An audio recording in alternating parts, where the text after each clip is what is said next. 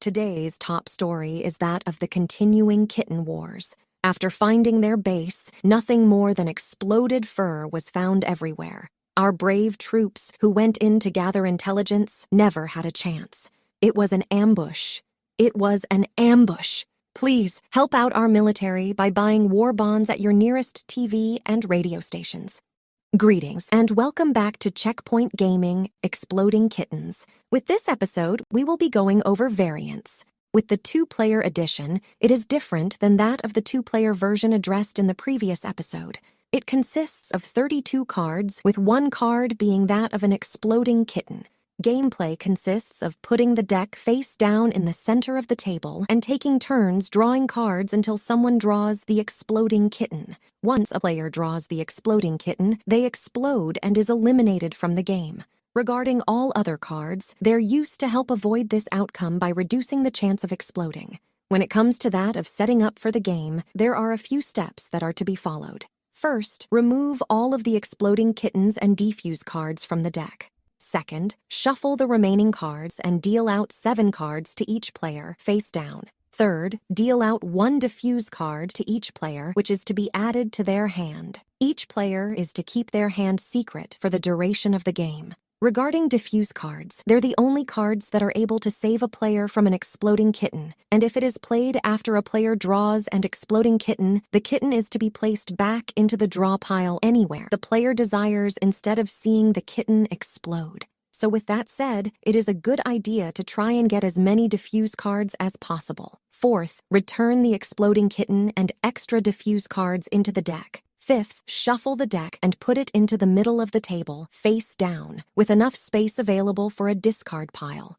With this deck, it represents the game's draw pile. And sixth, pick a player to go first, using any method desired to select this player. When it comes to taking turns, the player will perform the following actions. This begins with the player deciding if they want to either play a card or to pass. If they decide to play, they are to place 1 card from their hand face up atop of the discard pile and follow the instructions that are found upon it. It is worth noting that there are some cards that don't possess any instructions printed upon them. With these particular cards, they will have to be collected and played as pairs. When played, said player will be able to pick another player and randomly steal one of the cards from their hand. After following the instructions that are found upon a card or the playing of a pair of cards, the player will be able to play any additional cards they wish, with a player playing as many cards as they like. But if the player decides to pass, then no more cards are to be played. The player will then end their turn by drawing a card from the top of the draw pile and place it into their hand, hoping that they won't draw an exploding kitten.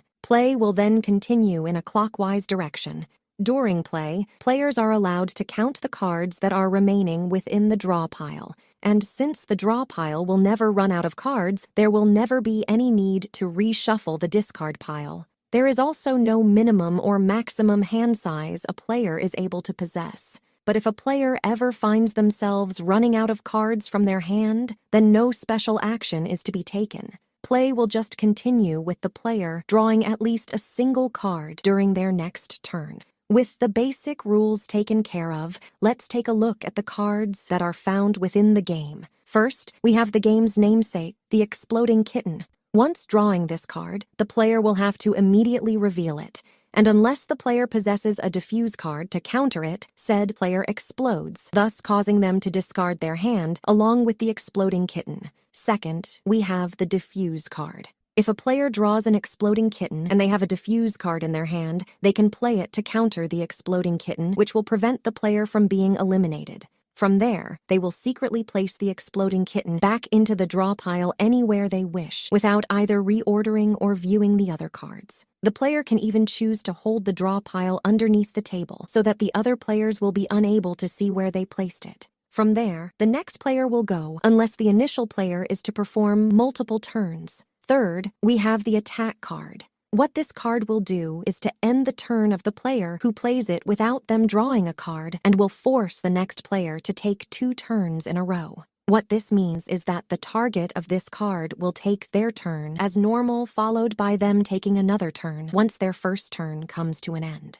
But if the target of an attack card also plays that attack card, then their turn will immediately come to an end, with the next player taking 2 consecutive turns. Fourth, we have the favor card. When played, it will force any other player to hand over 1 card of their choice from their hand to the player who played this card. Fifth, we have the nope card. When played, it will prevent any action from being performed unless the action is an exploding kitten or diffuse card, thus causing it to have no effect. And this applies to any card, pair of cards, or special combo. It is even possible for a nope card to cancel out another nope, thus creating a yup. A nope card can be played at any time before an action begins, even if it's not the player's turn. Sixth, we have See the Future. When playing this card, it allows the player to look at the top 3 cards of the draw pile without showing the other players. Once done looking at them, place the cards back atop of the draw pile in their initial order. Seventh, we have Shuffle. When played, the draw pile is to be thoroughly shuffled without the player viewing the cards. Eighth, we have Skip. When played, the player will immediately end their turn without drawing a card. And ninth, we have the cat cards. With the specific cat cards, they were addressed in the previous episode. Although each of these cards are powerless on their own, they can be played in pairs or special combos. With special combos, they are used for advanced play and consists of any group of cards that are played at the same time. When playing Two of a Kind, it allows for the stealing of a random card from another player, and it no longer applies to only cards that are without instructions. Instead, it extends to any cards that are found in the deck that possess the same title and ignores the instructions that are found upon the cards found in the combo. When playing Three of a Kind, it works the same as a Two of a Kind, but the player will get to name the card they want to obtain from the other player instead of taking one at random. If the target player possesses it, then the attacking player will get to take it. If not, then the attacking player will get nothing. With the Cat Burglar edition, it consists of 56 cards, is played with 2 to 5 players, and has some exploding kittens found within the deck. Gameplay consists of what was described earlier, but with the following exceptions, and comes with a foam cat burglar. Regarding the exploding kittens, place enough into the deck that is equal to the number of players found in the game -1. When it comes to that of any extra exploding kittens, they are removed from the game. With the cat burglar, place it onto the table in front of the player found to the right of the first player. With the cat burglar, if it is found in front of a player, on their turn, they can pick a target and ask them for any cat card.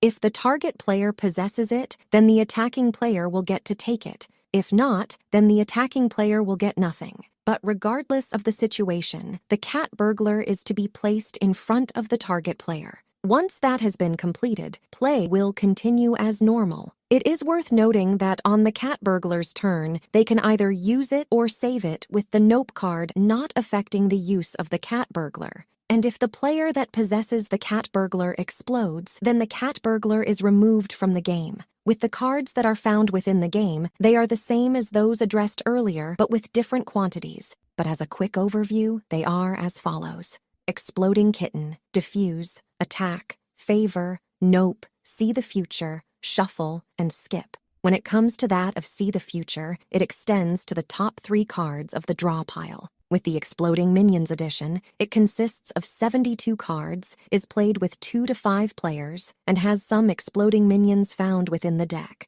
The major change to this variant is that the exploding kittens have been replaced with exploding minions. When it comes to that of setting up the game, there are a few steps that are to be followed. They start by removing all of the exploding minions and diffuse cards from the deck. If playing a 2-player game, only use the cards that possess the Grutech symbol found in the corner with all of the other cards being removed.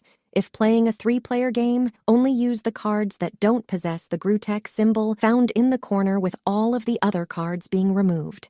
If playing a 4 to 5-player game, use all of the cards. From there, follow the steps as described earlier. With the cards that are found within the game, they are a combination of those that were addressed earlier as well as some edition-specific cards. Regarding those that were addressed earlier, we'll skip addressing them here and just focus upon the edition-specific cards. First, we have the Clone card. When played, it goes onto the discard pile and becomes whatever card is found beneath it, as well as adopting the rules found upon that card.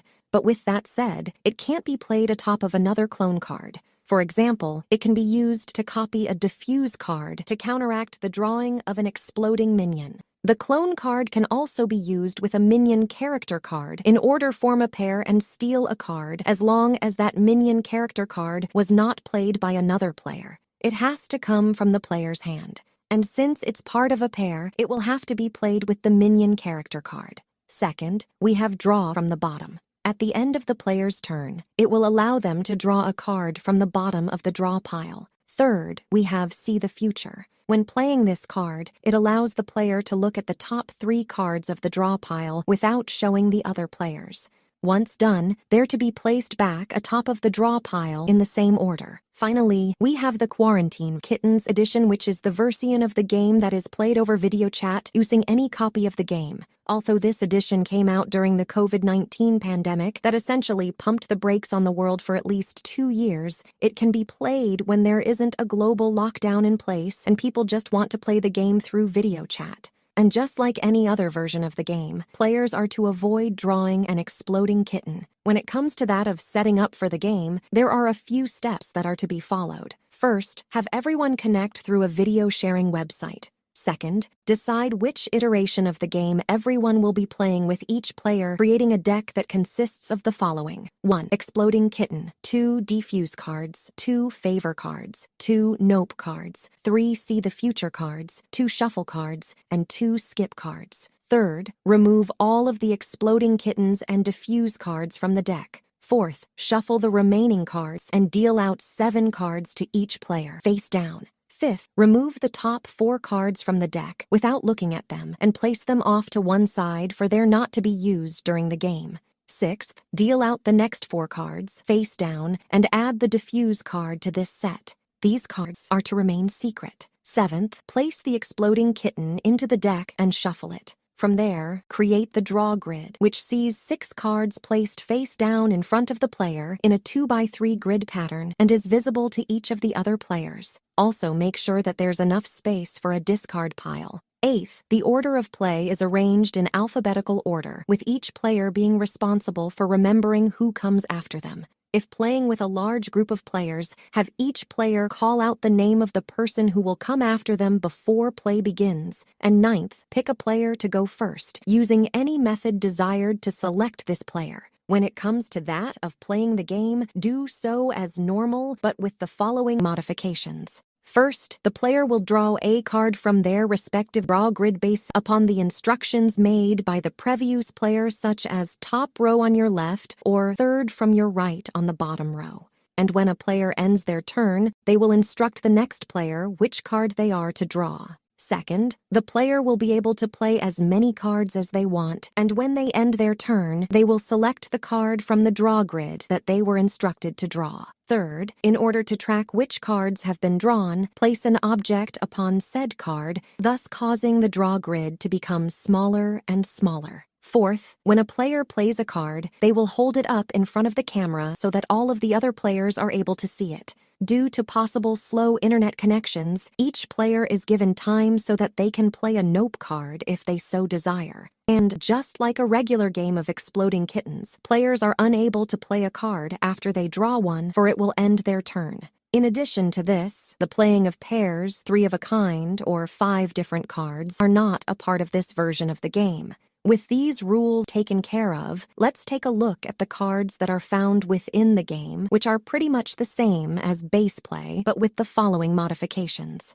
With the Exploding Kitten, after immediately showing it to the other players, the player will get eliminated and is out of the game unless they possess a defuse card to cancel it out. With the defuse cards, they are played to counter the Exploding Kitten. Once played, the Exploding Kitten is to be placed anywhere upon the player's draw grid, face down, with the player having the option of rearranging all of the cards but not looking at them when doing so. The player can do this under the table or by blocking the webcam so that the other players will be unable to see where the Exploding Kitten has been placed. With the favor cards, the player will select another player to turn over one of their draw grid cards, with the attacking player deciding which card is to be flipped. They can be instructed to draw a face-up card, but if the face-up card is a shuffle or diffuse card, then it is to be turned face down.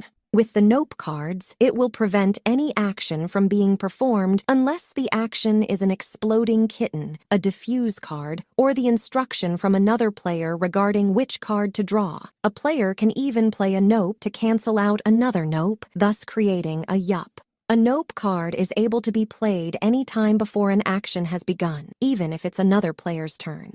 Any cards that are subject to a nope are lost and are left in the discard pile of the respective player. With the See the Future cards, it allows the player to secretly view any one card found in their draw grid, followed by putting it back in its original position. With the Shuffle cards, it will cause the player's draw grid to be thoroughly shuffled, followed by asking for a new instruction for which card is to be drawn. With the Skip cards, it will immediately end the target's turn without them drawing a card. With the win and lose conditions, they are the same as that of regular play, with a player who drew an exploding kitten without being able to defuse it getting eliminated, with the last person standing being deemed the winner. With the player that blew up, they're to inform the player just before them who the new next player is so that they can inform them which card they are to draw once their turn arrives. So with that said, that is what you need to know about the variants of Exploding Kittens. With that taken care of, we can start talking about the standalone versions of the game.